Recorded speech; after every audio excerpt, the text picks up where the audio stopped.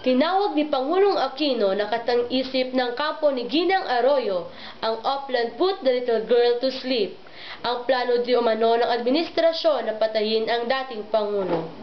Ayon kay Pangulong Aquino, ito ay isang works of fiction lamang dahil sa wala itong mga pruweba na maiharap sa kanila. Sinasabi din nitong ito ay paraan lamang upang matakasan ang mga kaso ng dating Pangulo. Tiniyak naman ito na mas ligtas si Arroyo na manatili na lamang sa isang ospital ng gobyerno.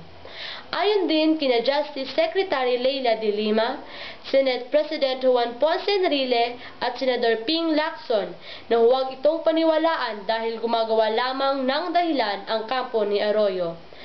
Pero apila ng kampo ni Arroyo, imbestigahan muna ang mga sinasabing banta bago sila husgahan. Queen Ann Marciano para sa Balitang K.